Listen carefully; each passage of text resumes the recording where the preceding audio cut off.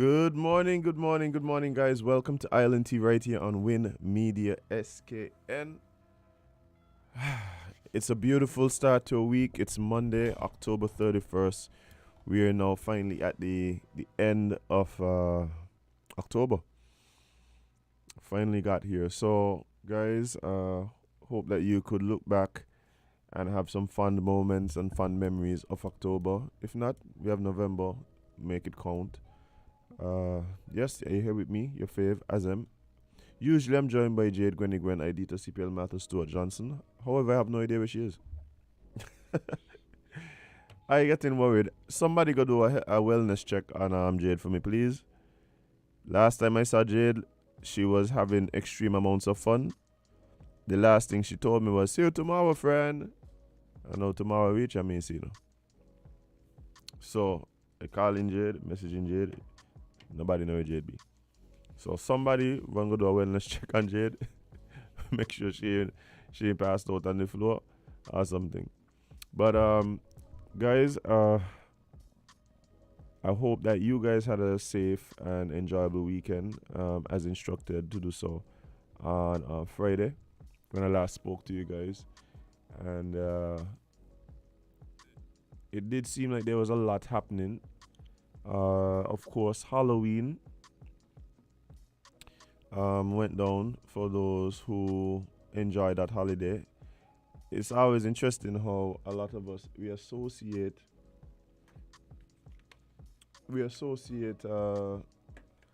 Halloween with like evil spirits and that kind of stuff, and we don't partake in it.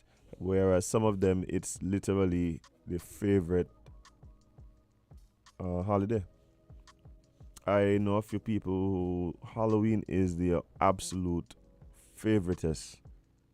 I don't even. It's not even a holiday, but yeah, Halloween is their favorite day of the year, and they had a great time. I saw a bunch of costume parties that were taking place. I saw persons.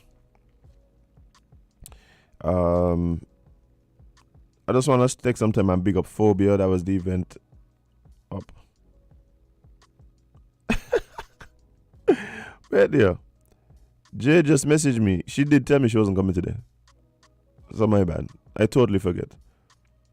But Jade, when I called you this morning, you could answer. Okay, well, just anyway, for those of you who are getting worried, Jade has checked in. She's doing quite fine. But yeah, big up Phobia one time.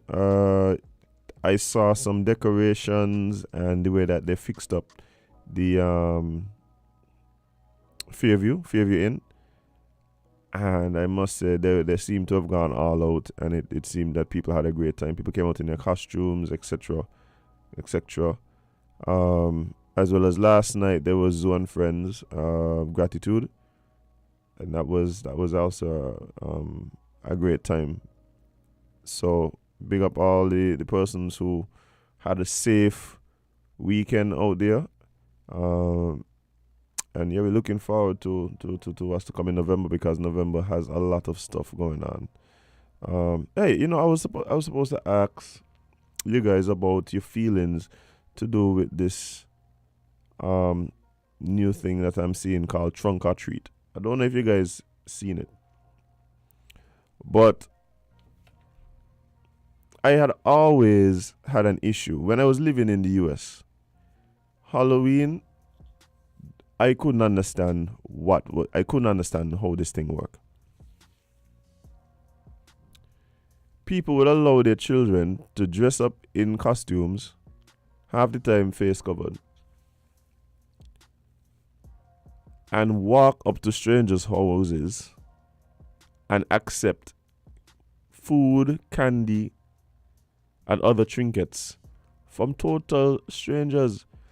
I used to be in the neighborhood and just couldn't understand what was happening. I mean, I never used to get involved in it. I never, just because at the time I ain't got no money to just be giving random people children like chocolate and so. So I would like come out on my front step. I'd come out. Like, I live several different places. And I would look at this every year. So I was looking. I remember one year I was looking, and it just freaked me. I said, like, how is it? Like, half the children have no adult supervision.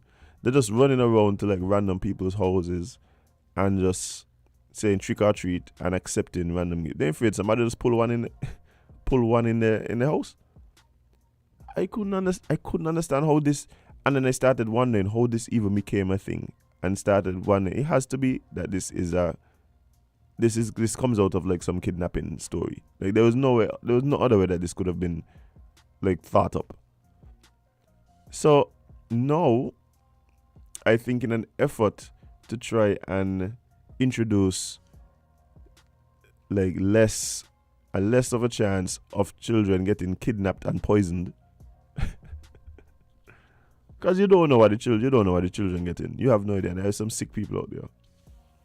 They're doing this thing now called trunk or treat, which in essence is a bunch of people get together in maybe a parking lot, some pre-designated area. You open the trunk of your vehicle that is all decorated, and the kids go from vehicle to vehicle and get their treats. Now, as much as I feel like that is a big step up, because of course you could decide whose trunks are treated. So I would assume that maybe if it's like a school, then most people have an idea of who the other parents are, who their children are, etc., etc., etc. So random people ain't gonna come with their trunk open and maybe like throw a child in the trunk. So maybe there's less of a chance of getting kidnapped. But I still just, I'm going to have to do a deep dive one of these days on the origins of like Halloween. Well, not Halloween, but the trick. I understand the origins of Halloween, but the tricking and treating, I'm gonna have to do a deep dive. Or somebody on the live, or somebody gonna have to call me and let me know what is going on with that. But yes, we're here. I saw children here dressing up. I did see some videos of some treaters, some little children walking around certain neighborhoods. So yeah, it's definitely a part of what we do here as well. So hopefully all that went well. Hopefully the children didn't eat all their candy one time, because they get enough candy in this one night to last them literally a lifetime. But yeah, big up to all the parents who kept their children safe this week. And speaking of keeping children safe, it's still on the midterm break, so a lot of children are home today, hoping that parents were able to make the proper arrangements to ensure that their children are well supervised and taken care of today. I know that has been a concern of parents all throughout. This thing was announced even last year. Parents were like, "Well, I'm supposed to admit, you figure it out. Same thing you're doing this summer." Same thing you're doing this summer, I suppose. But yeah, big up to the children. Enjoy the midterm break, and of course, big up to the teachers, who I know are just elated about not having to go to school today. I spoke to a teacher last night about 2 a.m. I said, "Yo, how you up 2 a.m.?" He said, "Bye, I'm going to school tomorrow." Yeah. Best thing ever. Whoever come up with this midterm break, yeah, we need to meet the president of the world. I was like, "What? Is that serious?" And I say, "Yep." They'll get my vote. So big up to the teachers who have a day off, and hopefully getting some well-deserved rest, and getting themselves replenished for the home run, down into December. Does school close on the 2nd or the 9th this year, guys? Somebody let me know. I want to believe it's the 2nd, but yeah, somebody let me know what date school closes this year. Alright. On a child team this morning, one of the other things I was thinking about recently, at what age y'all stop letting the pictures on the box fool you as it relates to cereal? Marketing is something else, You know, you had these Kellogg's Frosted Flakes with Tony the Tiger. No, everybody wanted the Frosted Flakes. Nobody wanted the Sugar Flakes. Nobody wanted the Sugar Flakes. But to me, they're exactly the same thing. Same thing with Fruit Loops and Fruit Circles. Exactly the same thing. I wonder at what age did you get to the point where you figured out it don't make no sense. I paid the extra $5 for Tony the Tiger face. Somebody needs to tell me that. Oh man, Witty is saying that all now this the cereal box is still full. So Witty, yeah. Some people, yep. The marketing is incredible. I don't know if you guys recognize, but one thing I learned recently is they paint the eyes of the characters on the box are looking down, because they are marketing to children, and children are generally short humans. So they paint the eyes of the characters on the boxes looking down, so the children feel like they're directly smiling and making funny faces or whatever directly at them. Y'all don't play the marketers. The marketers smarter than us. We will always lose, right? Figure out your spending and consumption habits. Figure out some rules and stick to the rules. The marketers will get you otherwise. Yeah, see? Someone is saying I still only eat Frosted Flakes. Kellogg's already brainwashed me. Yeah. They catch you when you're young and you're hooked. You're hooked.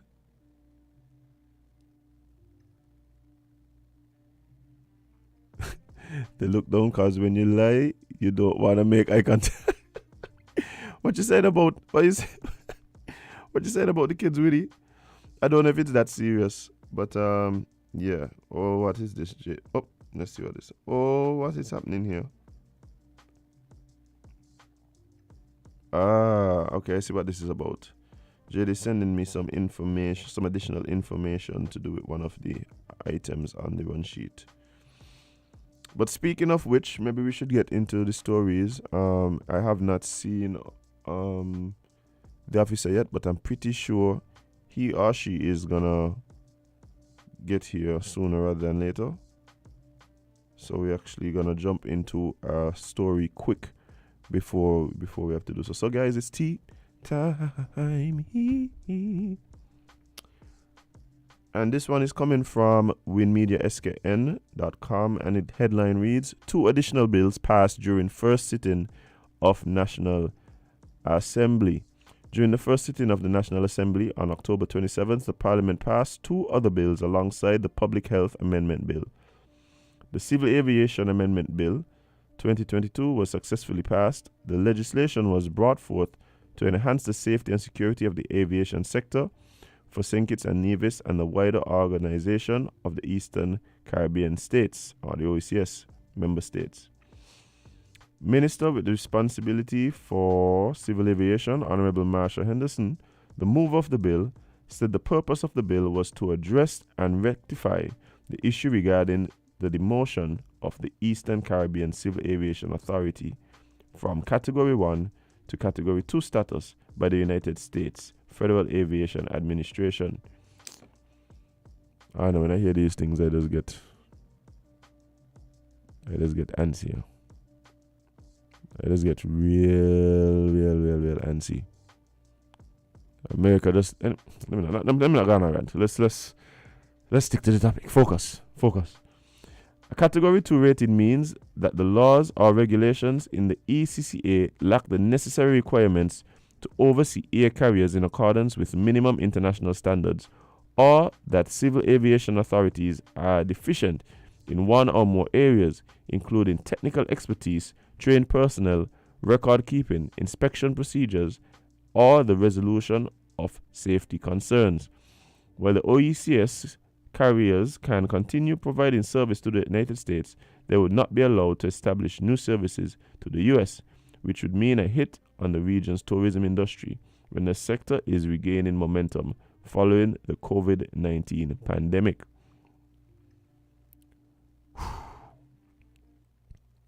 we need to find like mineral enriched like uranium or something that the US want. Like we need something where we could just tell them that you don't cool. You have to alone cool, we cut you off. We need to figure out what that is, what it is we have that they want, because they just do what they want. They come up with all these rules, and then everybody else just got to fall in line, and it has detrimental impacts. I just keep talking about how they just every time we making some money, they find some way to make it difficult for us to continue doing so. You either have to package things better, get certain fertilizers from us, allow us access to all your financial records, including people like anybody who we feel have a link to the US. Yeah. We need to be able to see their bank account. Like, it's crazy. But anyway, let's finish the article, because I don't tell y'all I'm zen as I'm right now. For the rest of the year, I am remaining calm, cool, and collected. I will not let anything bother me. No more big rants for the rest of the year.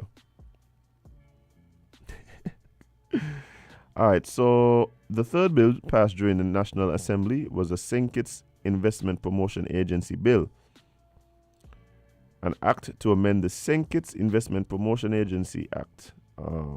Minister responsible for investment and mover of the bill, the Right Honorable Dr. Denzil Douglas, suggested that the successful passage of the bill would create opportunities for job creation, saying this piece of legislation will go a long way in ensuring that those policies which the St. Kitts Nevis Labour Party spoke about during the campaign come to fruition. Well, I'm happy to hear that Parliament is back up. National Assembly is going. The legislative arm of the government is working.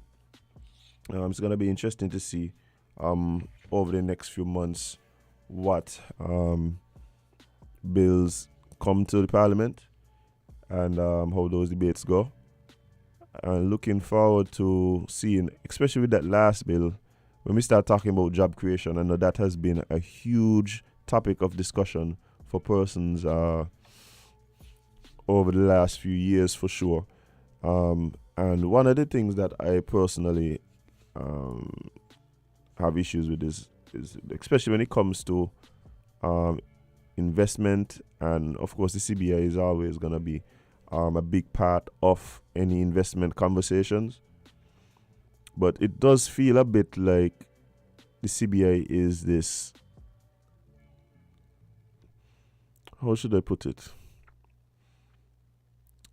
It's this thing that is so important to everyone and affects everyone in some way, shape, or form. But it almost feels like it's shrouded in mystery for a lot of people. Of course, not everyone, but generally, it does seem like it is something that is, or the specifics are kept for a certain group of people. And with so much money running around, the question becomes, well, why is it just a certain set of people who seem to understand what's going on and are able to fully take advantage? Namely lawyers, but I mean, I guess that applies for several different areas, right? But I wonder if the work that's being done is truly something that is so shrouded in legalese that the common man can't get involved in some way, shape, or form, or at least just understand what's going on. If they choose not to get involved, that's a whole other thing. But when I speak to people about the CBI, it's obvious that what is understood is, they sell passports. And I think a lot of people, and I've said it there before, have this idea that the CBI program is literally a place somewhere on island where there's an office where people come and say, hey, give me 2 passports, please, and pass over $100,000. So and people might want to believe that that's not the case, but I'm telling you, there are a lot of people whose understanding of what it is just that. And so, and that comes out in a lot of the arguments that are made for or against it. And a lot, yeah, it is, yeah, we need some public education on that. And if the idea behind this bill is to create jobs, then hopefully, yeah, hopefully that is one sector that we see jobs being created in, where some of the money that is being brought into the country, because of course it's not just the government making money, right?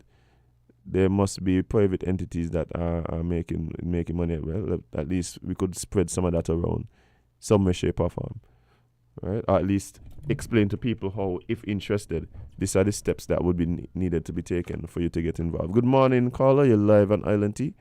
What's up? Good Morning. not really. Hello, can you hear me? Yes, you're good. Okay. I'm not really changing the subject, but this has been on my mind now for quite some time. We hear change administration after administration that they want to go into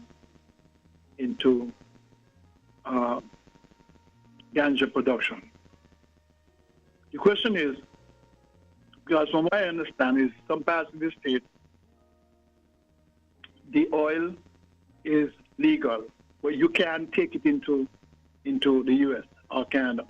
And we know what happened to the girl China, that's her name is, in Russia now. She's facing like a 9 or 10 years jail because she went into Russia with this oil. The question is, if they do allow all black folks here to grow marijuana, who is going to be the buyer?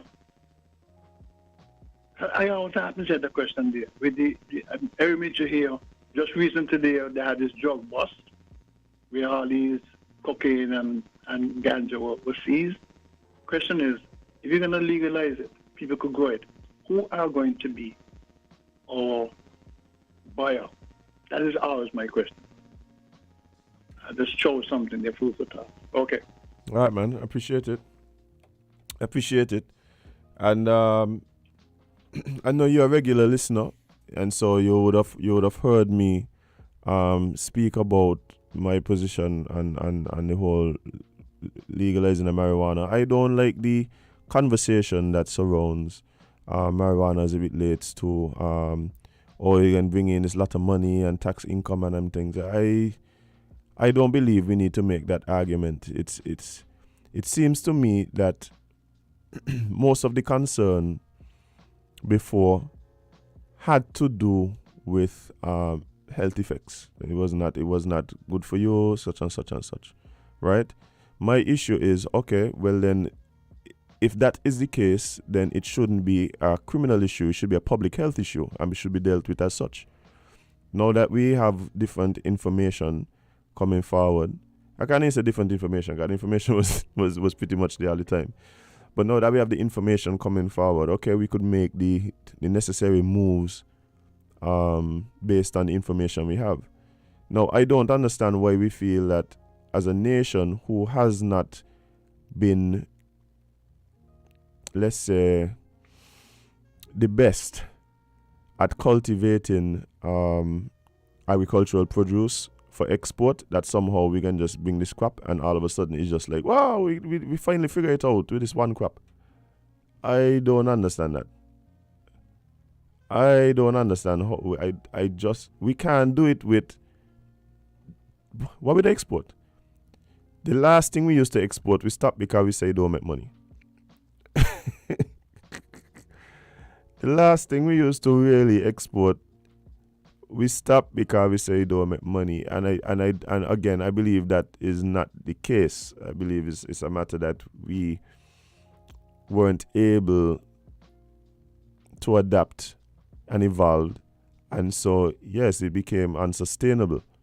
But other people selling sugar, so I mean, obviously they know how to make money.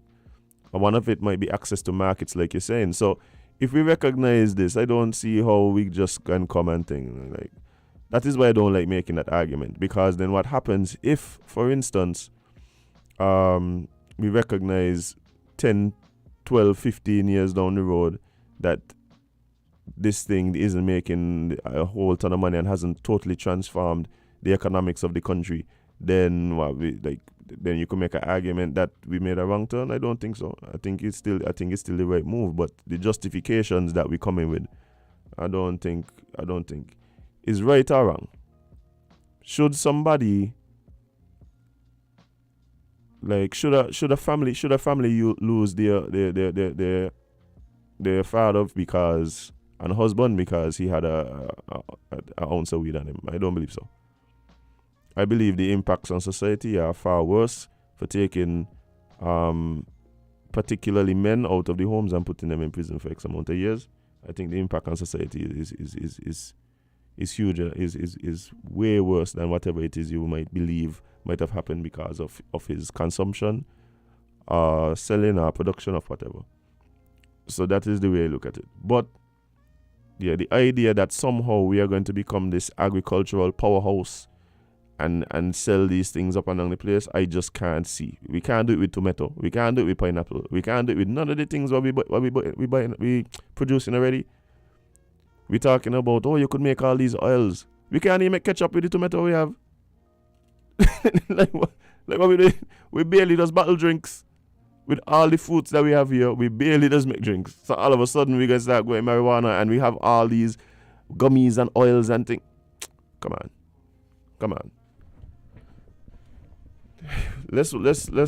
We need to work on a bigger picture right now, as opposed to trying to convince people. No, legalize the thing, because really and truly it is not it is not a criminal issue. It is a public health issue if you believe so. And again, we have information that suggests that that's not the case. So stop persecuting people. Full stop. Like that's. But this idea of all of a sudden, so the caller now he's saying, guy is saying, but wait, we're gonna sell these things. But guys, we do have, it's Monday, so we're gonna have conversation with our friends from the traffic department.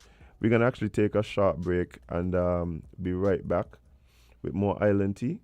So guys, stick and stay. Don't go anywhere. Okay.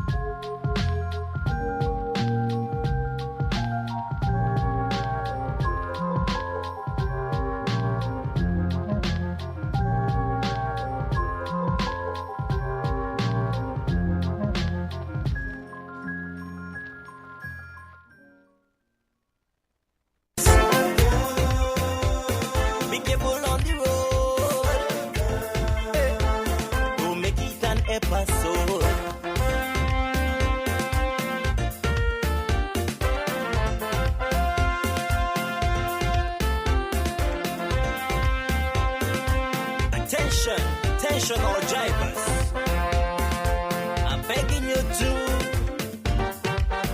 slow it down, down. Too many stunt drivers on the road now. With the fire day, driver, what's your emergency? It's better late than never, so why all the hurry? Mishaps.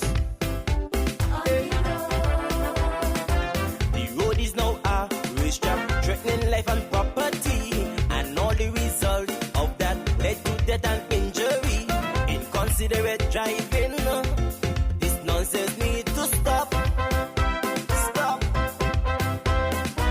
I'm making it my business to alert all motorists, especially those who love to break traffic laws. I have seen what speed can do. Here I am to your rescue, to help you to live. Just take this advice I give. I warn all drivers to take care of your passengers. Be careful on the road, to make it an episode. to enjoy, to face the reality. Less is safer than more. I'm begging all my friends.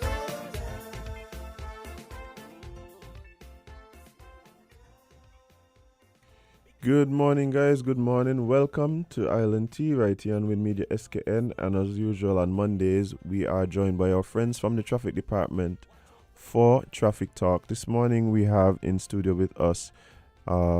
He's been here a few times now. Basically a fave. We have Sergeant Harris in the studio with us this morning. Sarge, how are you doing? A pleasant good morning. I'm doing great at this moment. Awesome. How was the weekend for you? You had to work? The weekend was quiet. Okay. It was quiet for you or quiet for the traffic department? I hope both. Both. Lovely. I love when we come back from a weekend and we don't have too many reports of any accidents on the road or anything too serious. So thankful for that. But you're here and I'm sure you have something you wish to talk to us about, because I see you got some papers and thing in there. You look very important this morning, very studious. Good morning, one and all. I'm Sergeant Harris of Traffic Department. My time here today will spend on seatbelts. As we all know, while traveling in vehicle and the vehicle got in an accident, we become a projectile. So therefore, the good minds, them come together and create this wonderful thing we call seatbelt. It is a safety harness designed to hold us in place in case of accident or any sudden stop. So therefore, I urging all individuals to wear your seatbelt. Also, drivers, please let your passenger wear his or her seatbelt while driving in front. Also, for the children that under the age of 14 should be restrained in seatbelts in the rear of the vehicle.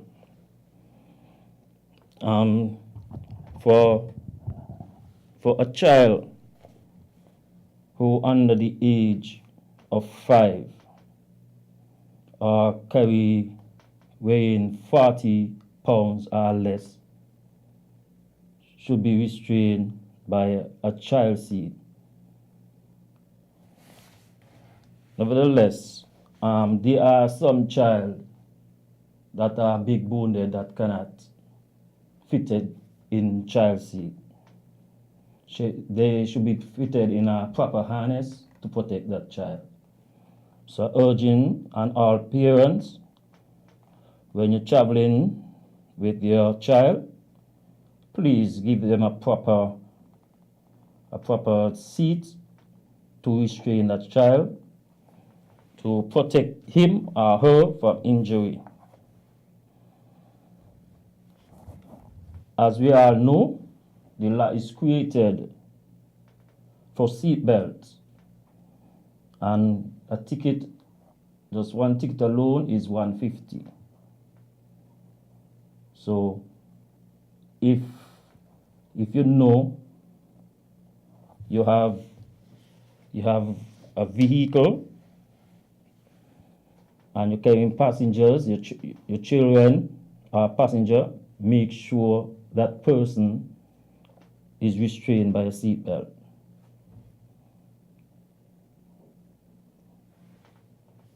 All right. Well, obviously, seatbelts are a very important part of travel. And what you remember what year it was that we got the seatbelt laws? Because I know when I was younger, it was not initially mandated by law that you had to wear. You remember the year that law came into effect? You see, the seatbelt laws that for vehicle in January, that made in January 1990. The seatbelt laws is here over 20 odd years. We observe, the great minds observe that during those time when people got into accident was serious injury. People was being thrown out of the vehicle, causing death and so forth. So the great minds came together and established this law of seatbelts for safety for all of us using the road. Yeah, I think one of the good things about seatbelts that I think is good is that a lot of the vehicles now signal you if you're not wearing your seatbelt, right? And so it should help to remind you, because sometimes you could jump in your vehicle and just kind of get going. It's not necessarily the most comfortable thing in some cases, depending on how the seatbelt set for the vehicle and how you sit in it and that kind of stuff. But that does also make it difficult for you to have an excuse, because that you forgot it, because the vehicles tend to remind you that, hey, you're not wearing your seatbelt, either with a sound or sometimes a very annoying sound, to be honest, and also with some styles of flashing icon on your dash. But we have a caller on the line. Good morning, caller. You're live on Traffic Talk. Talk to us. Yeah, good morning to everybody. This Morning. Sergeant, and to you again. Good morning. Since I called earlier, good morning. No, a seatbelt, seat for a child doesn't cost, it's not cheap. I think that's what I prefer to say, not cheap. That's true. So in the case where you stop a driver with a child that is seated in the back, that is not in a child seat, would you give that person a ticket? Or can the child, well, everybody who carry a child, let's say under five,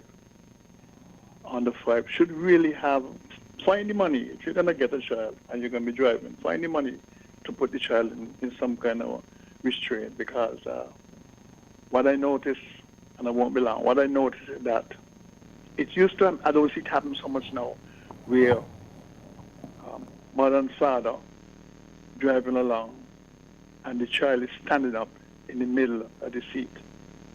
Now I know that that's not a good thing, because many years ago I saw where I was in the vehicle and I saw where this child, about 3 or something there, and the person braked and the child went forward and hit his face on the dashboard. So I believe that if you don't have a Matthew, it's expensive. If you don't have a seat, you should somehow try to restrain the child in the seat belt and drive, with caution instead of speeding. At least the child would be restrained if you have to stop suddenly. I don't know how that sounds, officer, but maybe you could correct me. Thank you.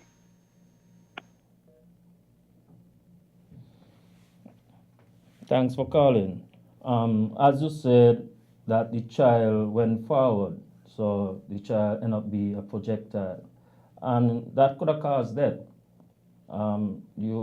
You clear it up yourself, whether that the person should receive a ticket, because the child seat is very expensive.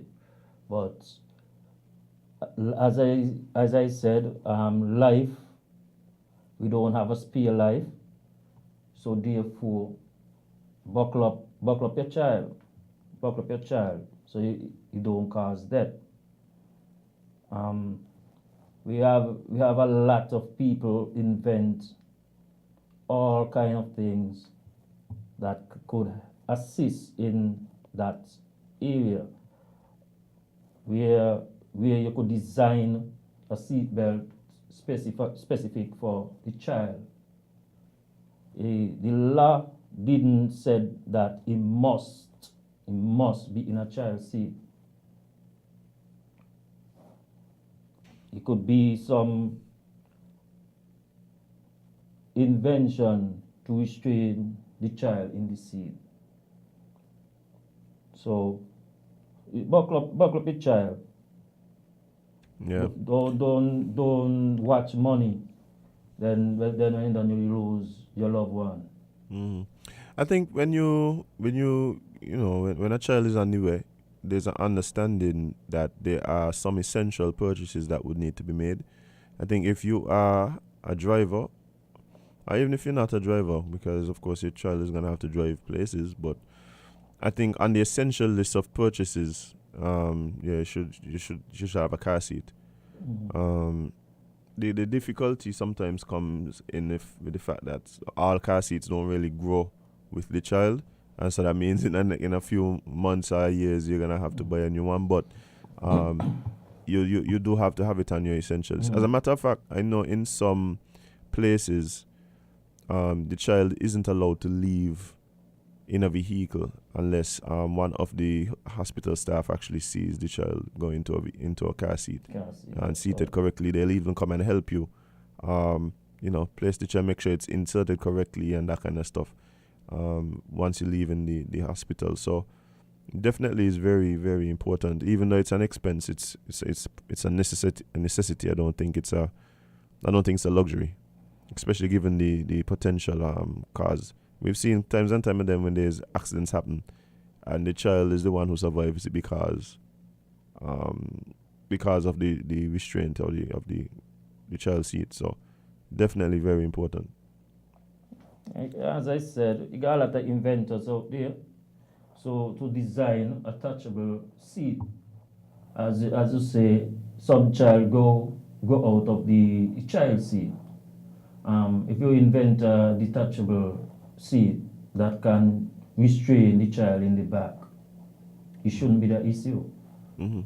What I know happens is there's some now that they grow along with the child. So as the child starts rear facing, then front facing, and then you take off the back and you get a booster seat to help to boost the child up, which would make it compliant with the law, and would keep the child to a certain height where they could use the seat belt safely. Because I think that's really the issue with the seat belt, is because of the size of the child, the seat belt actually may run across the neck of the child. So there's somebody saying they're called booster seats. So yes, there's some seats that kind of grow along with the child, and so I think if possible, that might be a way to save your money in the long run.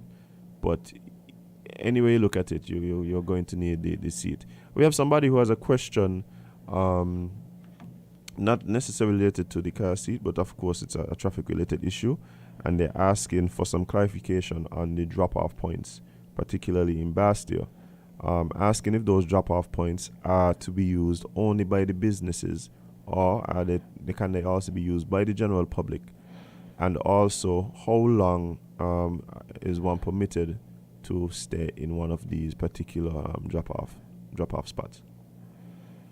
To answer that question, drop-off points is used by the general public.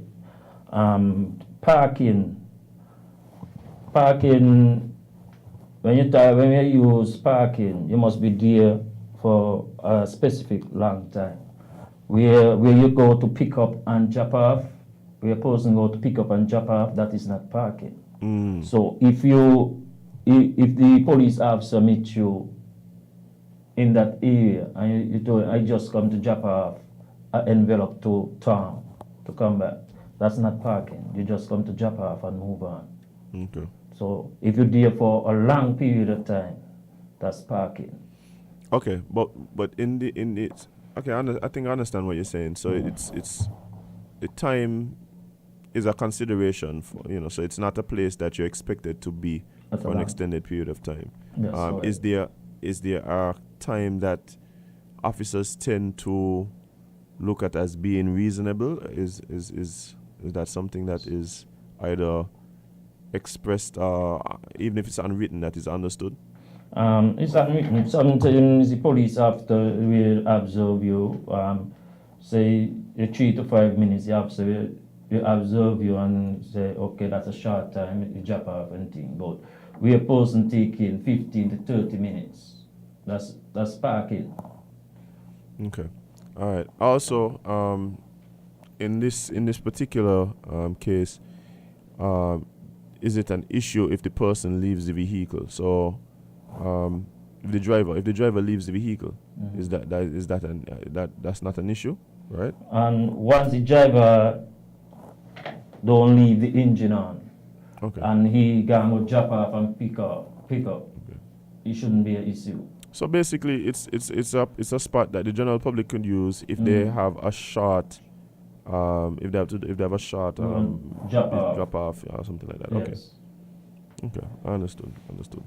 See, a lot of people believe that it was for the businesses and stuff. So I'm really happy that you were able to clear that up. And thanks for the listener who sent in that question as well. Thanks. We have another person trying to get in on the conversation. Good morning, caller. You're live on Traffic Talk. Yes, sorry I have to call back again. This involves me. The other day, dear, you come down there by Brand Street, that is just below the SR above there. And I don't know if the officer knew that the road going to your left on Bay Road was blocked off. Well, I came into the stop because I know I can't go left, but I really wanted to go right. Well, the driver behind me didn't think that I should have stopped because the red light on Brand Street telling me that I have to stop, even though you couldn't go left because the road blocked off. Well, I stayed there, and he cussed and he cussed and he cussed until the light changed to green. The only way I could go now is down the Bay Road. Yes. Officer, your opinion, did I do something wrong? In my opinion, you didn't do nothing wrong, but the road is presently blocked off, so the lights is, I would say, unwanted. But you didn't do something wrong. The light was red. Yes. So then I should have gone then. Are we trying to say? Yes, because the road, just remember, is only two-way now. It's a two-way road. You remember before the blocking off, it was a three-way. Right. But now, because of the road works, one of the road is blocked off. So all you could do is come down and go to Bay Road, or the Bay Road to come up and go to fire direction. What you're saying, officer, if I could interject, what you're saying is that in that particular junction at this particular time, there is nowhere for the traffic to actually cross each other. That's correct. So that is what that makes the light null and void. That's correct. Okay, understood. Okay. Thank you very much. Understood. Well, I mean that has been something that I've been witnessing as well. I have been, of course, if I get to the stop and I'm at the front, even if it's red, I've just make sure the traffic is clear and I go. But I realize some people, they want to upset nobody, so they still wait in the stop, and I make sure that the light is green when they go. And that's coming both on the Bay Road and he call it Brand Street, that I was Sandong Road. But some people have been stopping at the red light.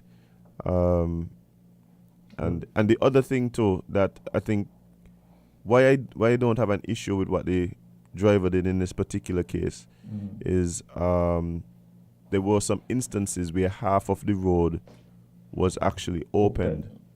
So and because of where you come up the road and the stop, it may look as though the road is blocked off, but it was only half of the road. So traffic was actually heading into town from the Bird Rock area, traveling west on the Bay Road.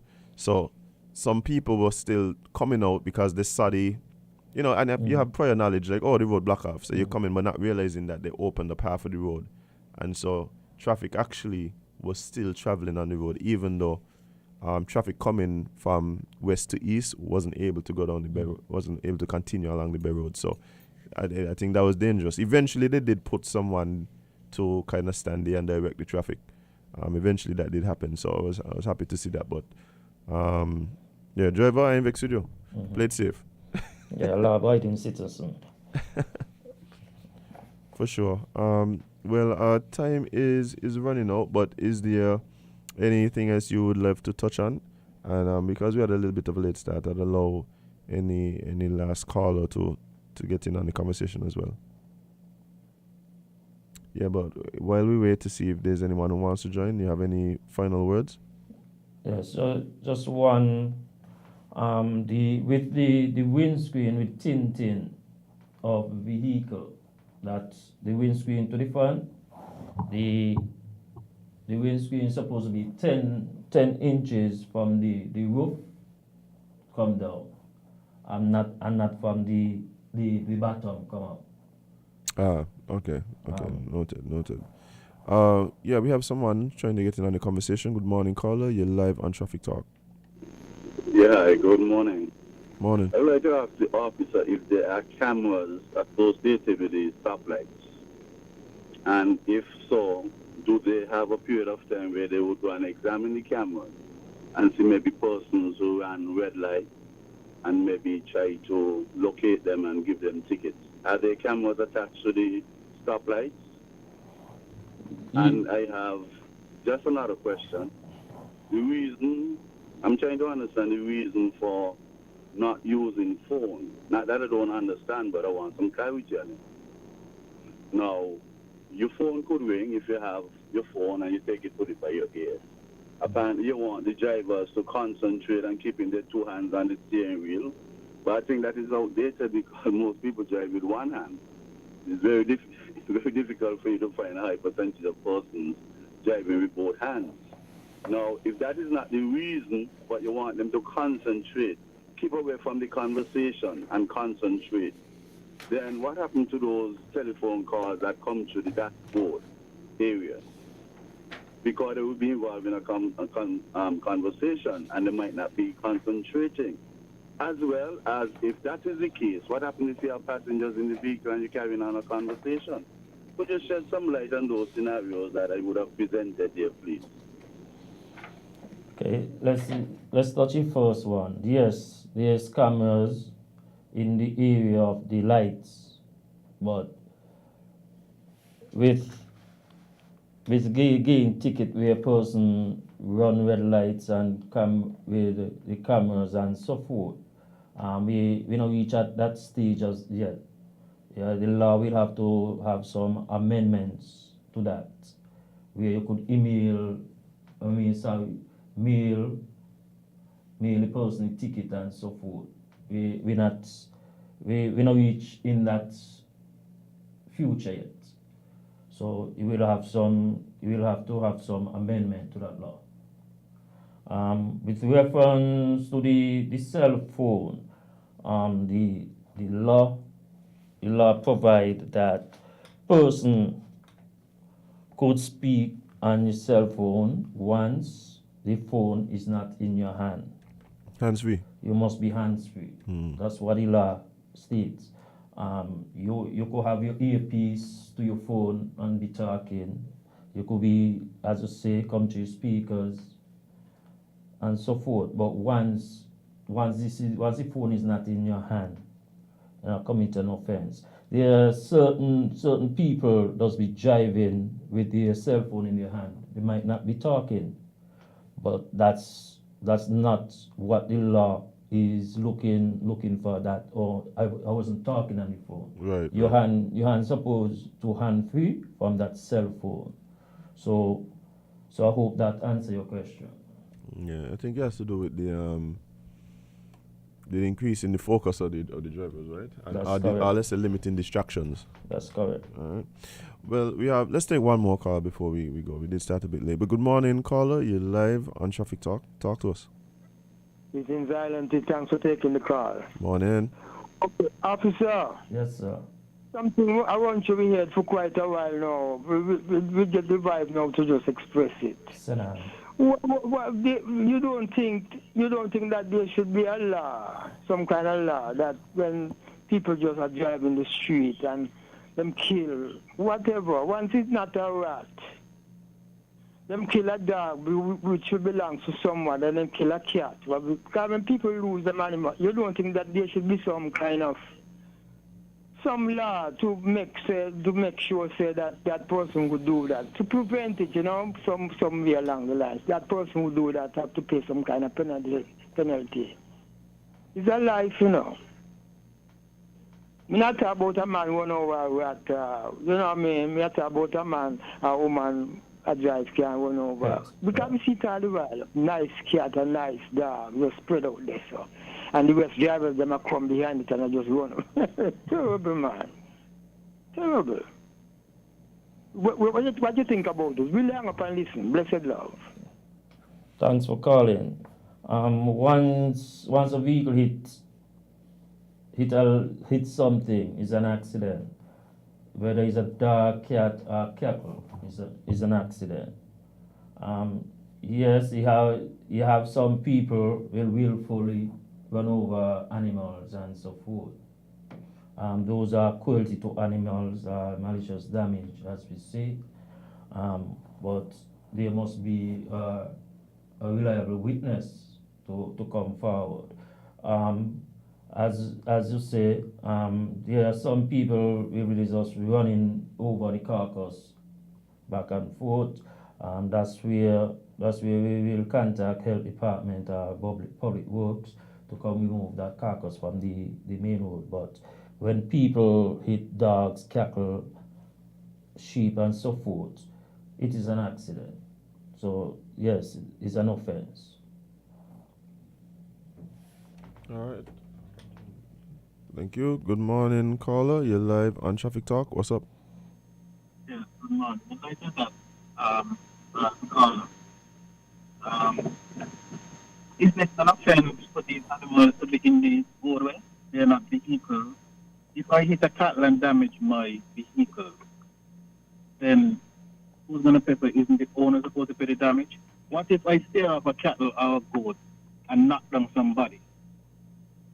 Then what? If it just run out in the road and I have to swerve or hit another vehicle, then what? Who's going to get owner to that? So I think the question should be, why are these animals in the road in the first place? And I'm not talking about people maliciously aiming for a dog or cat. I drive on a daily basis and see tons of goats and sheep in the road, just walking, traffic have to stop and slow down for them to, get out of the road. I don't think there's a problem with cattle much anymore, but the goat and the sheep then, I think the dogs they just crossing and all, but I'd like to answer to that question. Yes. Carl, the first comment you say you knock a cattle. You didn't say the cattle knock you, so you will be responsible for it. If the cattle knock you, the owner will be responsible for that damage. For all these animals that you see roaming around and so forth. Yes. Back in the days and so forth, a lot of animals were getting impounded for straying away and in the public like that. But it was adjust to only cattle alone, but with the goats and so forth, the agriculture have a part to play with that. All right, understood. But yeah, that was gonna be my contribution as well. As someone who's been in situations where I've had animals just run out in the road and things like that, it's difficult. It's difficult to place responsibility solely on the driver, who may have been paying all attention, who may have been driving the speed limit, everything, and then have, an animal, run out in the road. It'd be very difficult. And I've had situations where, not me personally, but people close to me, where I was on the scene and the vehicle collided with someone's animal, and all of a sudden, the animal ain't gonna owner. And that's a fact. Animal ain't gonna own at that time, so who can pay for the vehicle that's right off now? And that's an issue, because when the individual will go and steal animal from off the island main road, you will find owners. But once quick and sharp, quick. Once you get in an accident with a vehicle, you don't have any owner. So Interesting how that works. Eh? Yes. But we need to do better as farmers. We need to do better. Keep your animal in cage. You got, if we needed to go graze, go with your animal, get them up the pasture and let them eat. Instead of let them go on their own. Who roam the road. We need to do better. Yeah. Well, officer, it's been a pleasure having this conversation. I see some people wanted to get in on the phone line. Sorry, guys, but time is fast spent. The officer have to go write some tickets now. So we're gonna ask you to save your comments, questions, concerns for next week, right here on Traffic Talk. Sergeant Harris, thank you so much for being a part of the conversation this morning. Thank you. All right, guys. Break and be right back with more Island Tea right here on Win Media SKN. Please come back.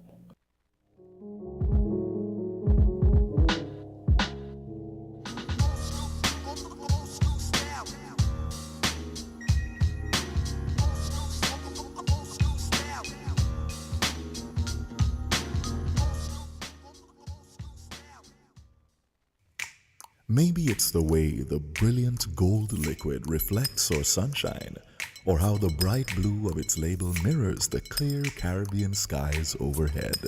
Maybe it's the fresh, crisp taste of this beastly cold beer on a scorching hot day.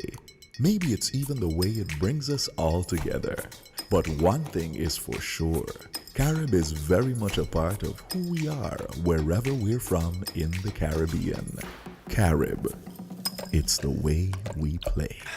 Drink responsibly. Horsford's Value Mart IGA is helping you spend less and save more. How, you ask? Essential Everyday and Equiline. Spend less on our Essential Everyday products and get the best quality, the best taste, and the best value. Spend less for all your family health and beauty needs with the Equiline brand of over-the-counter products. Horsford's Value Mart IGA is helping you spend less. With our Essential Everyday products and Equiline over-the-counter health and beauty care products. Shop smart and spend less at Value Mart, where price matters most.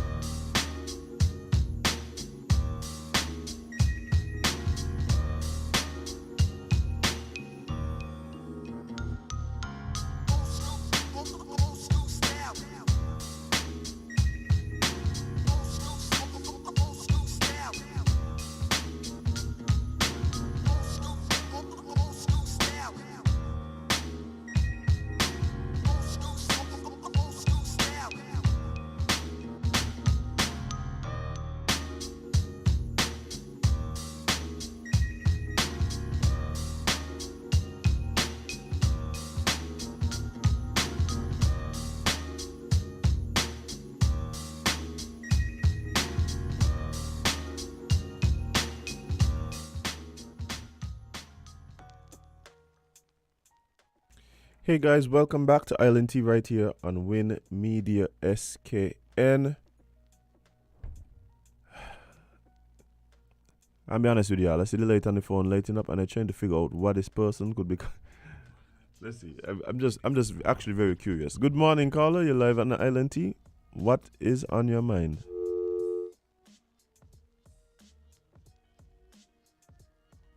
Good morning, caller. You're live on Island Tea. What's on your mind? Good morning, and how are you? I realize you're the Lone Ranger. Yeah, man. Just holding on the fort, you know. Yeah, and thank you for picking up, because if you see the light lighting up, there has to be a reason. Well, I actually wanted to get in when your guest was here, but it's no problem. It's just a statement I want to make about this dog and this thing and so on, right? Because we have to be very, very careful, and we do not allow the line to be crossed so that it reaches the point that we don't know what a human is compared to a dog, or what a dog is compared to a human, right? Because what I have to say, if persons have their dogs and they're precious to them, all they have to do is take care of them and protect them in their home. Because like what was said previously, I think if you brought it out, or someone else, I mean, if they just dash out, what are you supposed to do? Kill somebody to save that dog's life? You see, I think owners also need to be penalized if they can find them or if they take ownership when this sort of thing happens. And for one of the callers that talk about, the animal is a life and there should be a law to protect, like, the animal life and penalize the driver who might, knock over one of them, then I would say, the cattle and the sheep and the goat, and the rabbits and all of that we kill for food, they are lives too. The fish in the sea and the lobsters, I mean, the different varieties of fishes, they're all lives too. So I guess we have to go and extend it to that. So maybe it needs to be made a law against killing these stuff. I guess person's going to say, well, they are food. But no, that's the danger, you see. When we start one thing, we don't know where this is going to end because it's like a ripple effect. And we have to understand again, finally, some of these animals, especially dogs, they are not natural to nature. They have been genetically modified. And a lot of these animals, they are bred and trained to attack sometimes persons of a different kind. And I know where this happened up north, where this particular dog, the owners had the dog and they let the dog go on this guy because of how he looked.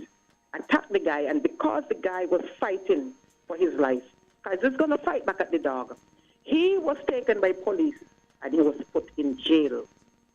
Up to now, nothing has happened to the dog nor the owners. So we have to very, very be careful.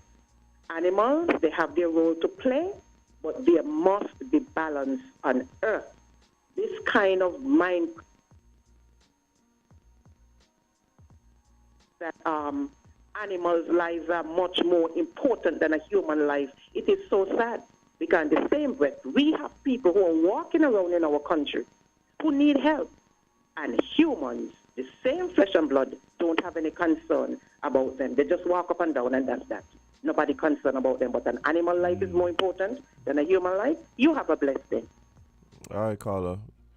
That's a contribution. I don't know if that was a suggestion that that the animal life is more important. I don't know if that was the suggestion. That might be a bit of a reach there. But yeah, I think we've seen too many times where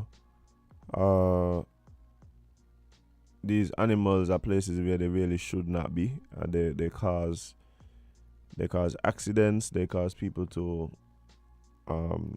swerve off the road, hit people property, do damage to their vehicle. Even if you just swerve off and then you get that has happened to me before. We have had to swerve off of I swerve off an animal and ended up running off the road and getting a puncture. So, and I'm lucky, and I think in that case I'm lucky. I've seen that happen as well. So, I think that is something that we definitely have to look at. I felt like at one point it got a bit better, but right now, I don't know by. Just around dusk, you're gonna see the flocks of sheep and goat being herded home. You're gonna see that. Then you're gonna see the cattle. Then you think them black cattle in the night. Oh my gosh! I've been too traumatized by people getting in accident with black cattle and pigs at night. So much so that is a thing for me. When I driving home at night, I try to keep a special eye out for cattle, because actually you can run into this cattle, whole bumper mash up, the hood of your car kint up, engine, radiator, everything smoking, and the cattle just watching you like, what happened to you? What happened to you? You alright? Take it easy, man. And just continue on them everywhere. Continue on them everywhere. Let nothing happen. And you go butcher the cattle now, somebody coming to you asking for compensation. When all you're trying to do is sell a little meat at the market to buy back your hood. But yeah, we're gonna have to definitely look at that. I think that is something that it definitely slacking, and I think things were put in place. I do believe that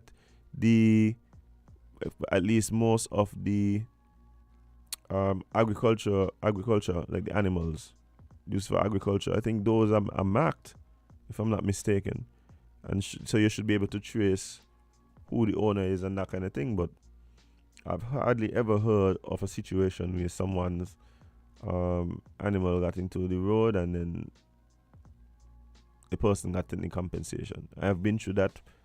I told you it was crazy. It was crazy trying to go through that, and I had a horrible experience with that, real horrible. But yeah. Anyway, we're moving on. There's been some interesting developments on the socials as it relates to St. Kitts and tourism. I'm gonna be Tourism Authority, we're gonna need to hear from you on this one. So guys, apparently there is a social media influencer that she travels the world, goes to different countries, posts her experiences, and it's a way for people to kind of get an idea of what a country is like. Is this a place that they'd like to visit? Things to do while they're there, things to not do while they're there, etc., etc. I actually follow a few similar social media pages. I didn't know this particular social media travel influencer that I'm mentioning. I think her name is Shakima Smith. She's from New Jersey. I think her name on IG is The Passport Abuser. No, I don't know why that's the name, but hey, that's the name of the account. And she seems to have had a unpleasant experience here. I'm thinking with the airport immigration.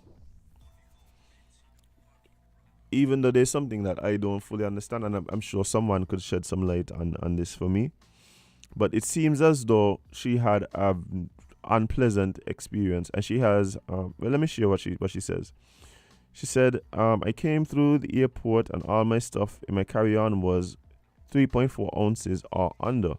The airport in St. Kitts told me to purchase Ziploc bags for all my stuff, and when I asked why, if the stuff is travel size, the lady took everything and threw it in the garbage. And when I asked the lady her name, she wouldn't give me her name." Now, what is happening is that this lady now doesn't feel she was treated justly, and she has taken to social media to speak on her experience. She said, "I definitely don't recommend St. Kitts at all. They even made me throw away my contact lens stuff that was on the 3.4 ounces. If the stuff is the correct travel size, why would I need to purchase Ziploc bags? That was just crazy." So the lady takes everything and just stores it away, even my medication. I contacted my lawyer and everything. She said no, she's in St. Kitts without any makeup, foundation, perfume, islands cleaner, everything else. She said she's gonna make the best of the weekend, but I will never return to St. Kitts. The airport people are so rude. She also makes some comments that suggest that other people seem to have had similar experiences here. And she's asking for information for airport staff because her lawyer seems to be having issues contacting the airport, saying that the number that they found was disconnected. No, it seems as though she's also saying that women follow her a lot for some of these travel tips and information. And she says women follow her because they want the real. I'm not gonna act like I like a country or that people were nice when they just weren't. I don't want anyone to come here and ask why I didn't tell them the truth about what it's like here. The airport staff in St. Kitts needs to remember that it's not in their best interest to be rude to tourists because their economy thrives off tourism. I'm spending money to enter your country, which keeps you employed. And when you're rude at the airport, it's our first interaction with the locals. So of course now I think the locals are rude and I don't like the country because this is how they treat you when you come. She's also saying that she will not promote the country. She's saying this is her 63rd country, but for a girl, it's her first trip. It could be make or break her. And says she can't do that to her followers. Therefore, she does not recommend and refuse to post any of the content of this place. So this is a very interesting scenario here. No, the reason why I said I was a little confused, I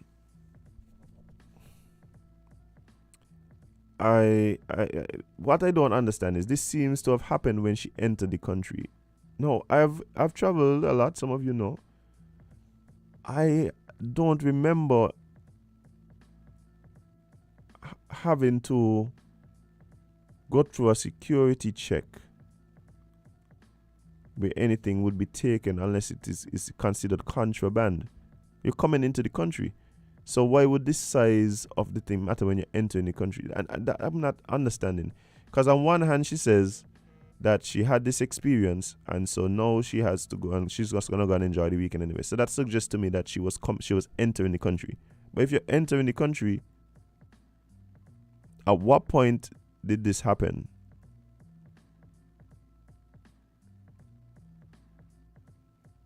I'm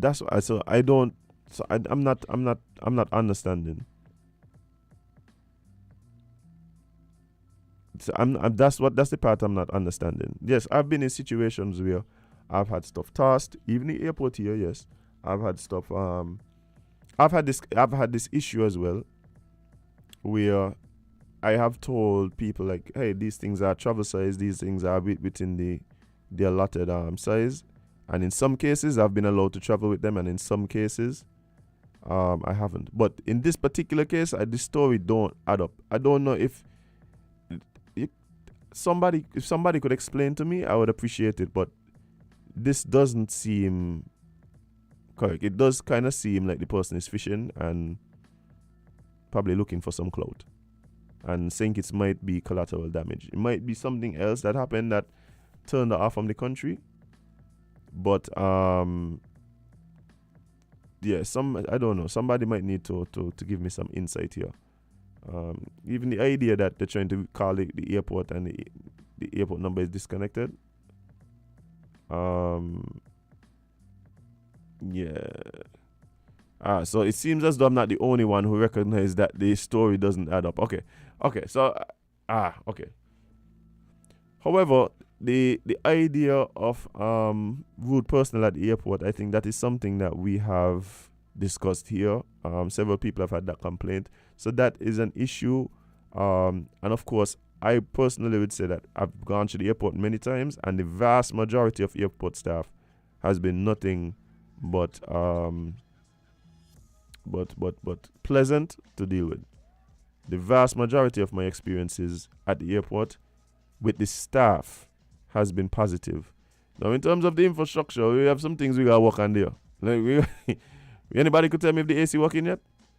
But the infrastructure, we got some things we need to work on. Don't bother go up the airport and look up at the. No, actually, I think they were fixing it. I think they were fixing I call it the angel wing, the part that hangs over the arrival area outside. I think they were doing some work on that because that was in dire need of attention, and I do believe the attention was given there. The other thing that we need to work on is we need a bus. We need a bus. You can't tell me that we can't get a coaster for the airport to move people from where the planes fly now and thing. As a matter of fact, especially when there's rain falling, the plane is literally a 5-minute walk from the arrival hall, and it'll be rough. It'll be rough. People coming back from all over in the hoodie and all kind of thing are walking in the hot sun, or you got to walk in the pouring rain. It's rough. But this particular story, I don't know. I don't know. She made some valid points, but I don't. I think we might need to do this. I think we might need to contact our lawyers. Good morning, caller. You're live on Island T. What's up? Good morning. Morning. Now, how are you? I'm doing great. Now, this thing, right? It makes no sense to me because she said she's in St. Kitts without makeup.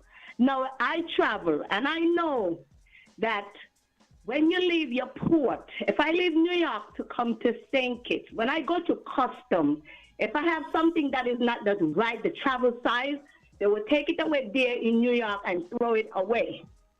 Not when I reach to St. Kitts.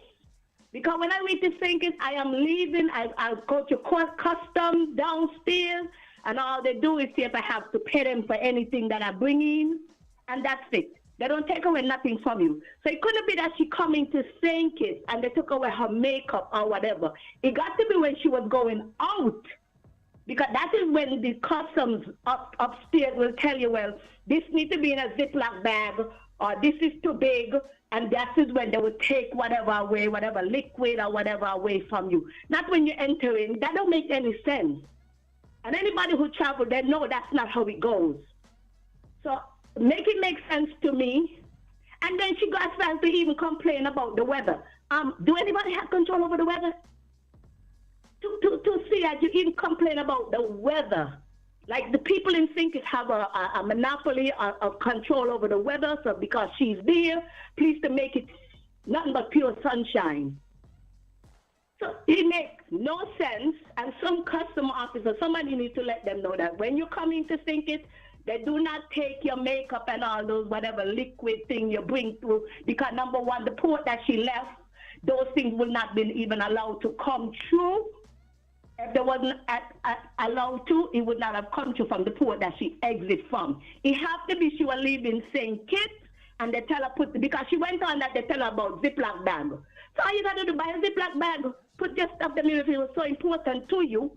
I'm sure they probably had Ziploc bag there selling. She could have purchased one and put the stuff there if she so wanted her stuff. But it's not that she ain't making no sense. Please, somebody, please call in, because I know people want us to act like we're so backwards, but we're not that backwards, okay? You have a good day.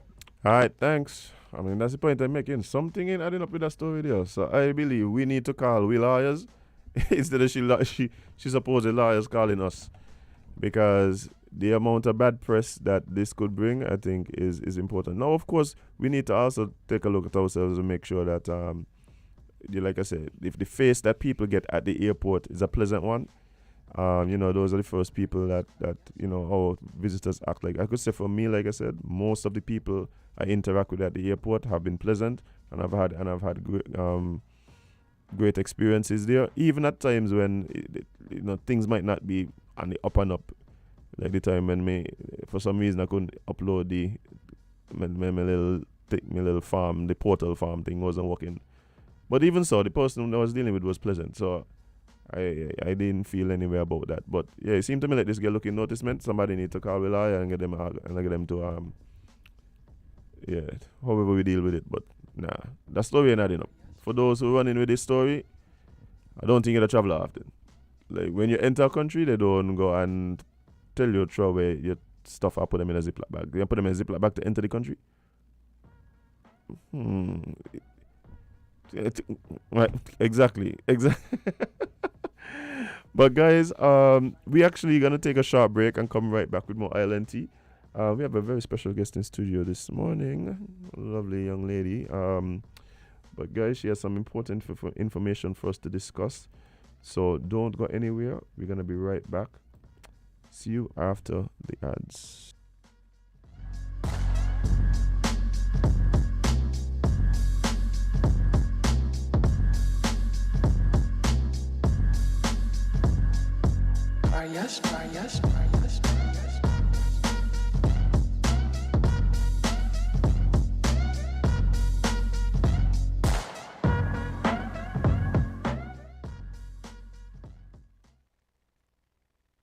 Cool.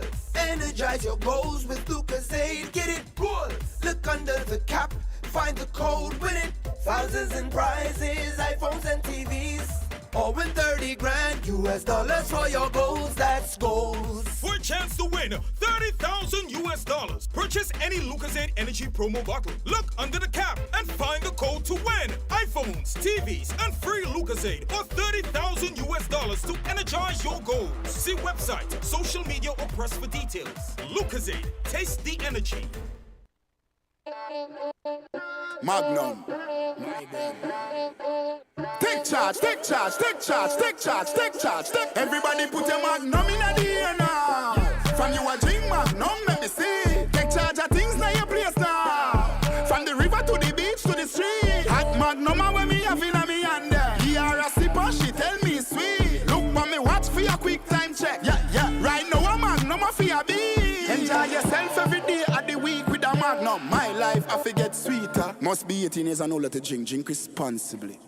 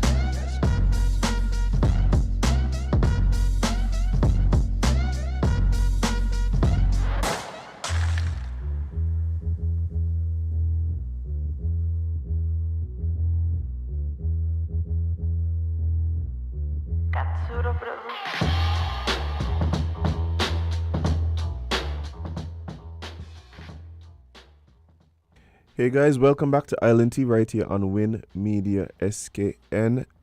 And as I said just before the break, we have a very special guest in the studio with us. Jan, you've been here so many times now. So many times. Yes, and it's never enough. Please keep coming. But guys, you know the face, you know the voice.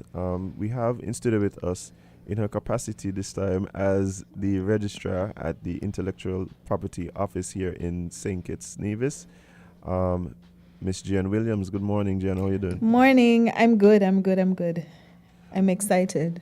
You're always excited when you're talking about IP. It's true. It's true. So I am not surprised. And yeah, where you want to begin? So where we start is, during the election campaign, there was a lot of talk about this "Get Rid of Them" song being played and used in the campaign, and then there was a story being put out there about the owners of the song wanting to sue for use of the song and so on, and people were up in arms because they can't understand how somebody could want to make somebody pay for using their song, and people should be honored that people are using their song. Wow, and really? all these, comments were coming up in the public, especially on social media. And I even heard it discussed here on a show with Socrates as well. So we realized that the conversation surrounding using music in the public is something that we need a lot more awareness about.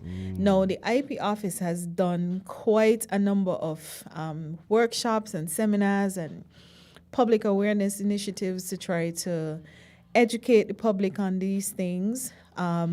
But when people ask me what I do, I describe my job as selling insurance for creativity. Because nobody really listens to the insurance agent when things are fine, but it's only when the hurricane hits and you need the, remember the number now. Yeah, exactly.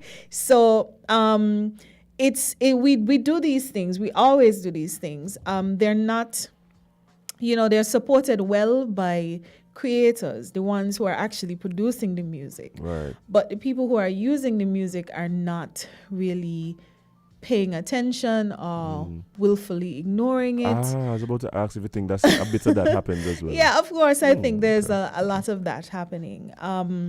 Because it now introduces a responsibility where there was usually none. Right. So, we decided that we were going to try this and specifically target the users of music, the radio stations, DJs, event promoters, supermarkets, restaurants. Banks. The banks? The banks? Yes. Yeah, all these people who have music playing in the background and different things. There is a responsibility you have for playing music in public under the Copyright Act. So we want to have this opportunity to really allow the public to understand.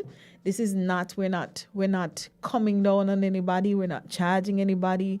This is the opportunity for you to come and learn and understand how is it possible that I have to ask for permission to play music in public. Like I'm not mad at people. Right. Everybody doesn't get it. I mean, if you're in the music industry, you understand it. Right. Especially if you're a creator, you get it because this is how you make your money.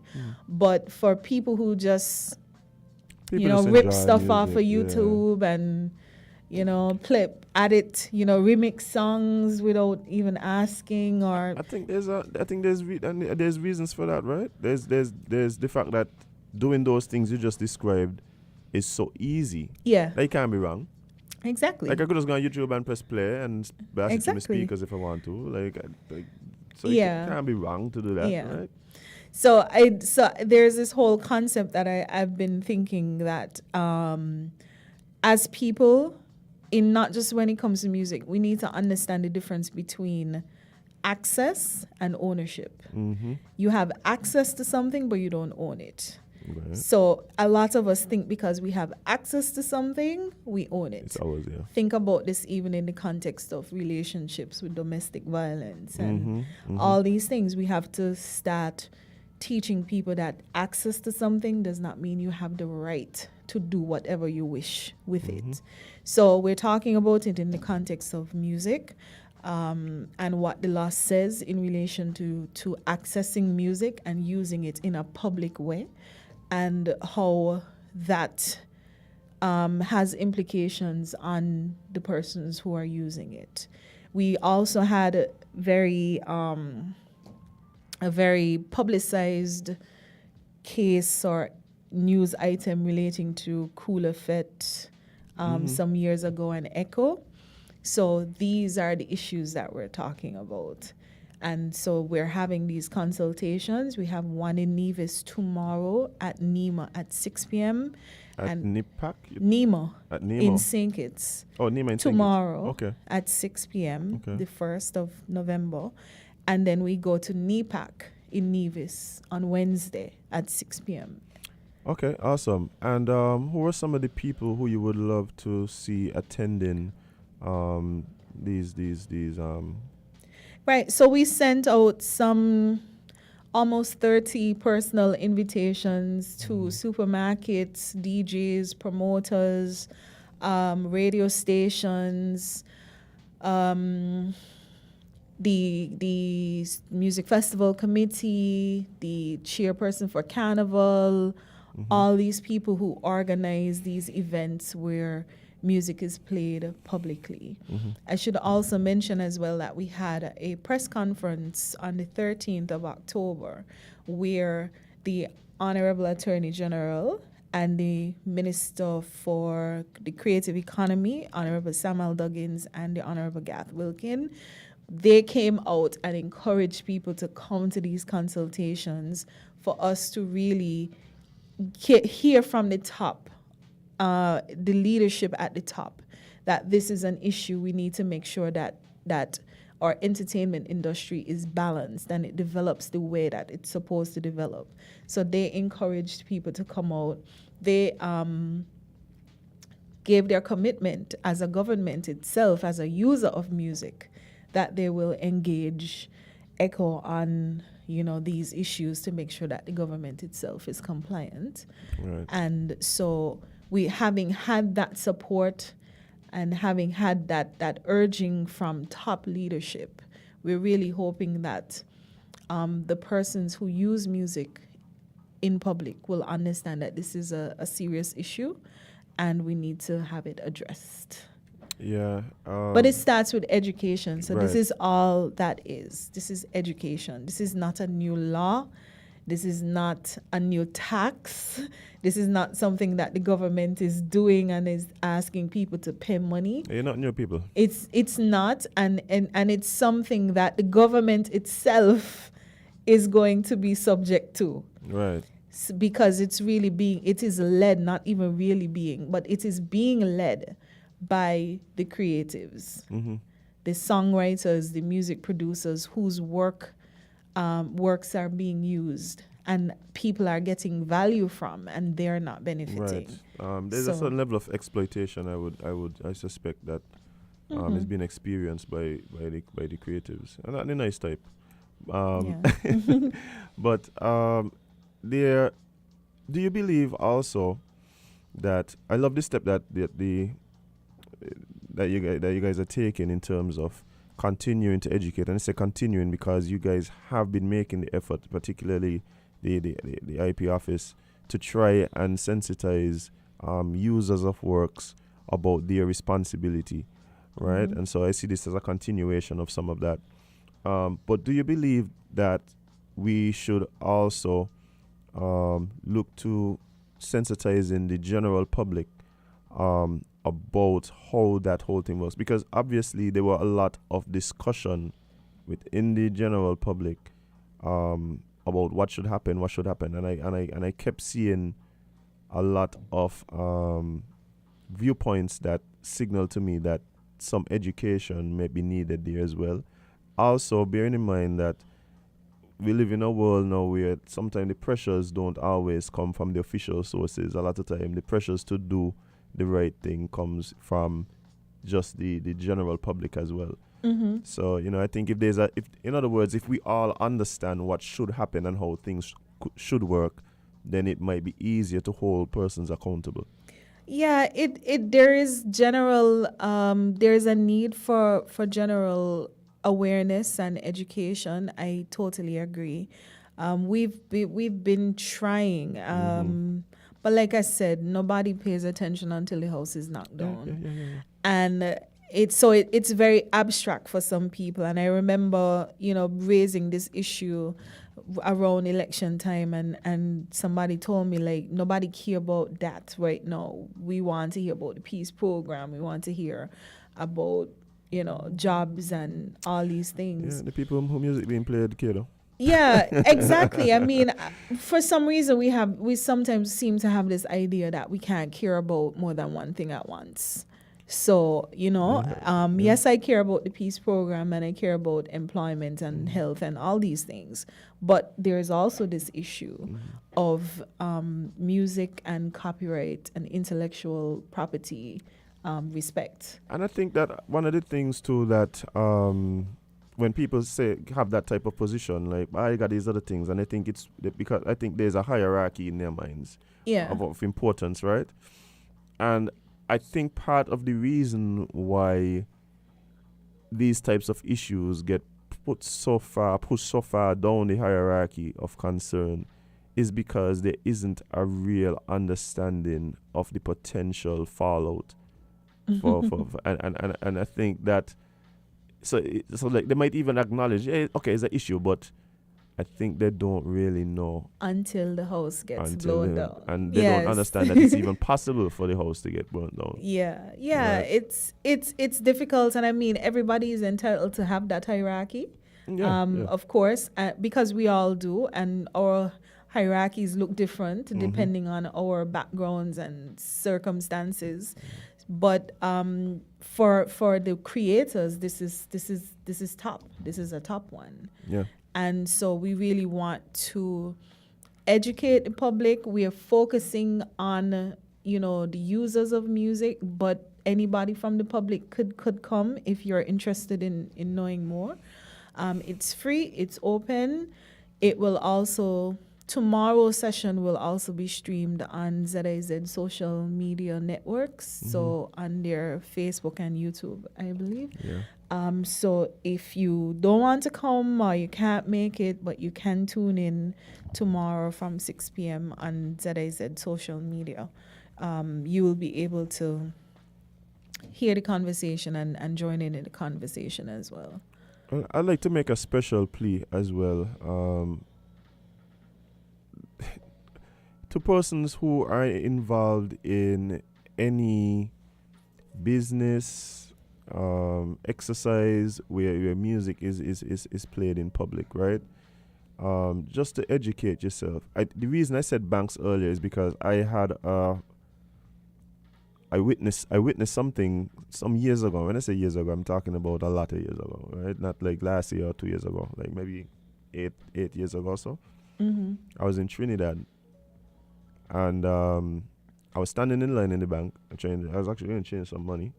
Mm-hmm. And I see these people walking, and like 2 minutes after they walk in, the music stopped in the bank. And it was noticeable. You didn't notice the music was playing until it stopped playing. Mm-hmm. So when they come out, I see the cut and the they were in polo shirts, well, button-up shirts, but I had the cut, logo. The cut, and I was like, oh, cut make them lock off the music. Like, I don't know if it's a matter that they weren't paying the license or whatever it was, but even the bank wasn't, they weren't compliant for whatever reason, and they had to become compliant. Yeah. So just in case anybody is listening and they're not following what's happening. So when we have, just to break it down, when somebody creates a song, the owner of the song is the person who wrote the lyrics, the person who did the music, and the publisher, if they have a publisher, may also have rights in the recording of the first song, the first recording. Some people might be familiar with the term masters. We hear people talk about the masters. So when a song is played in public, by law, the owners have to give their permission. This is the part where a lot of people don't understand and they don't think it makes sense. This is where the whole ownership versus access thing comes in, because people don't seem to understand that the owners of a particular song have the exclusive right to determine if, when, and how their song is played in public. Yeah. So when music is being played in public, you really should have the permission of every single owner of every single song that is being played. Now, it's going to be super hectic to find 17 people on one song, because you have these songs where you have four writers, 16 musicians, and rather than having to contact those 20 people for one song, they have these songwriters and music composers join organizations that are called collective management organizations, and they give people permission on the owner's behalf. So ECHO is a collective management organization that operates in the Eastern Caribbean, and COT that we were just referring to is one that operates in Trinidad and Tobago. So we really there's a lot of hostility. And I love that the AG, in his presentation at the press conference, he's very frank. And he said, in his opinion, ECHO came in to St. Kitts like a bulldozer. ECHO, of course, said they don't agree, but they have, as he put it, agreed to disagree. But there are some people who have some level of hostility towards ECHO because they don't understand it. They think that they don't like their approach. They think they're asking for too much money. Whatever the case is, they have issues. So we as the IP office, along with the Ministry of the Creative Economy, have come together and said we're going to put on these public consultations where we could get the users and ECHO in the room so we could come to hopefully some common understanding that leads to more compliance. So we're hopeful that this will help. But of course, you can only go so far. So this is our attempt to help people understand and to also, help ECHO spread their message on behalf of the songwriters and music composers and publishers that they represent. Right. I totally understand. And in terms of, having the exclusive rights to, determine when the music is played and who has that right. I mean, we've seen it across the world, right? I remember during the last campaign, there were a ton of artists who made it clear that they did not want their song being used by, for instance, President Trump, right? Adele, the Beatles, Aerosmith, Guns N' Roses. There's a long list of artists who, like, he playing their song. He's like, hey, come. Yeah, we're not comfortable with, you're playing our song at your particular rallies. And that was their right. They were able to determine that. And I like the idea of access versus ownership and what rights are afforded to you based on your position. So, I'm hoping that people really take the opportunity to educate themselves. This has been something that has been in discussion in the public a bit more recently. And so I think the timing is good as well. Hopefully we don't come to a place where people just decide they're going to just stop playing music. That's an option to it. But people don't like the option. Yeah, I don't think that option will. I don't think that option will last long. We need it. We need it. We yearn it. So it's a situation where we just have to understand. To use it, there are responsibilities. And come and find out what your responsibilities are to also prevent. And a big thing that we need to stress is you could pay ECHO this fee. The fee changes depending on the type of situation, but you pay ECHO this fee.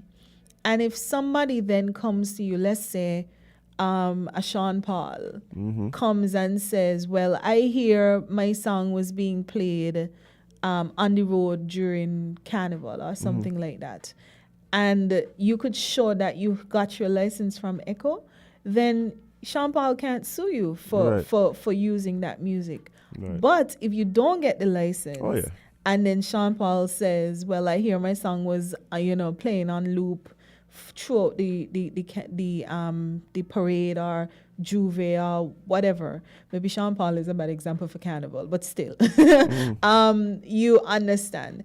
Then if you can't show that you paid your license, then you're going to be open to being sued by Sean Paul and how many ever other people whose music you were playing. Yeah, and I think one of the issues, quickly before we wrap up, where that is concerned is this belief like nobody's studying us.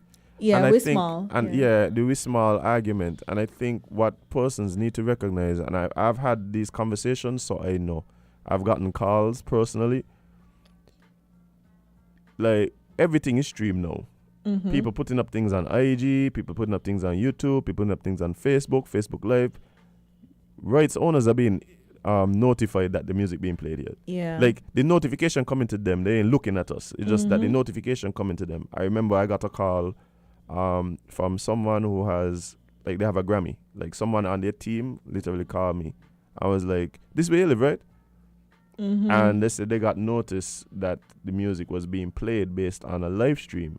No, they didn't have any interest. They just thought it was interesting that because in their mind they were thinking, oh, we should probably come there and do a show, right? Yeah. But there are a lot of people who might look at that and say, wait, we gave permission for this thing to be playing down here? Like, what's going on down here? Exactly. And, inadvertently you become a target, right? So this idea of we small, nobody know about St. Kitts, we could do what we want, we could use the music however we want.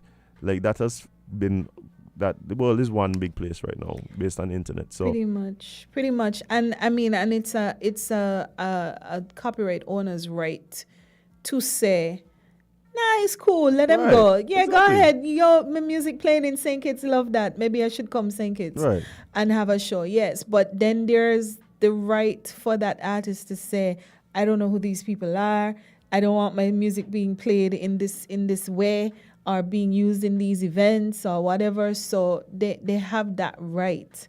So it's, again, hoping that people understand that even though you have access and it's easy to play music in the public, there are rights and responsibilities. And if you don't honor your responsibilities, that could lead to severe liability for you, even though you're small.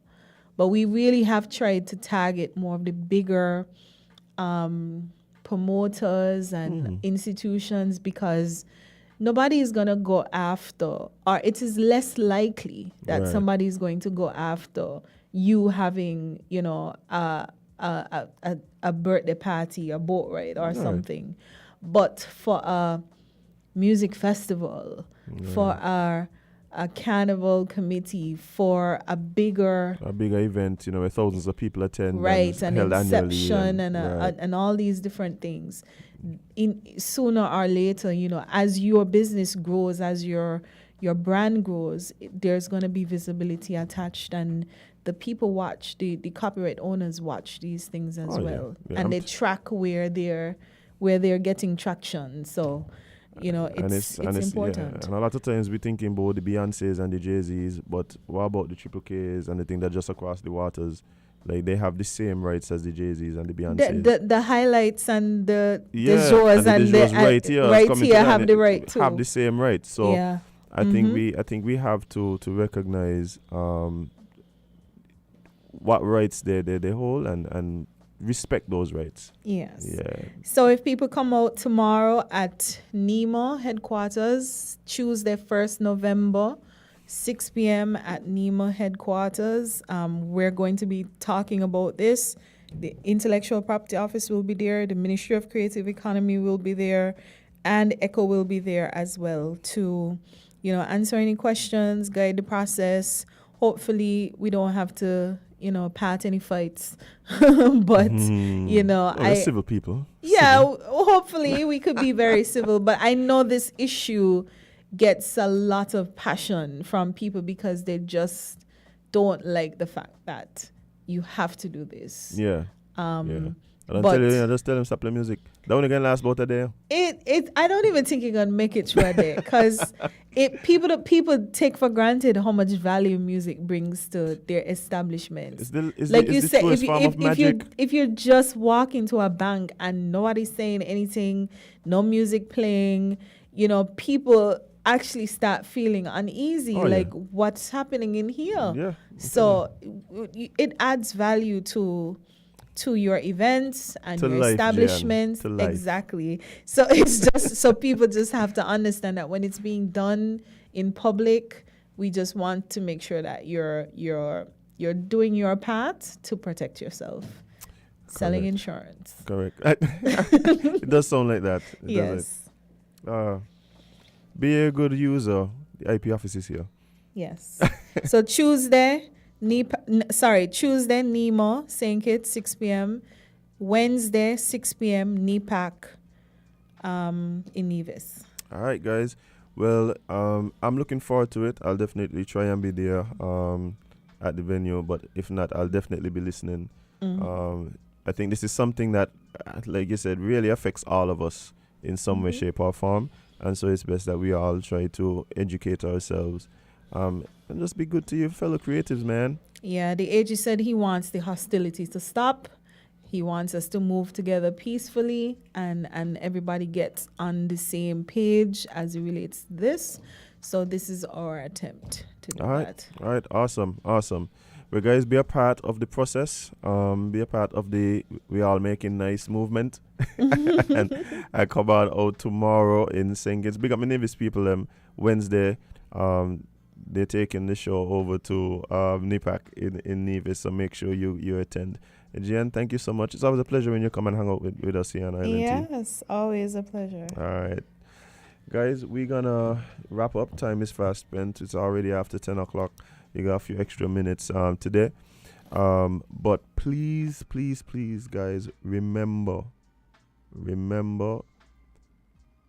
that don't look clout and think it's back. Y'all get bash up. Come on. Y'all ain't learned yet. If they went after popcorn, oh my gosh. Say that again, Jen? Popcorn, Movado, Kaleido. Oh my gosh. The list gets longer. I'll get touched, and all she do is come out and sing. Then like she closes.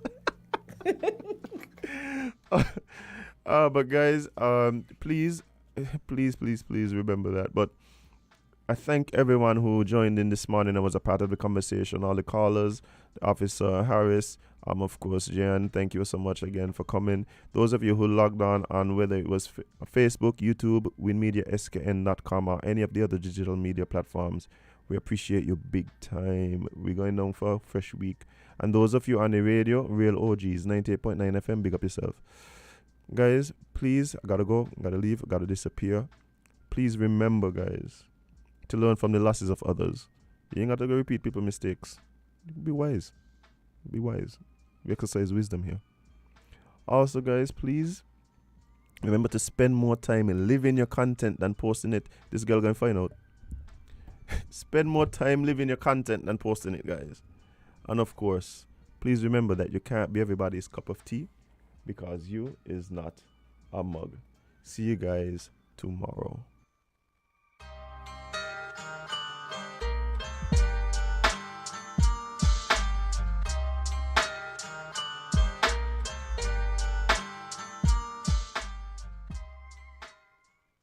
Come and celebrate with the Ministry of Tourism for the launch of the first ever Tourism Fest.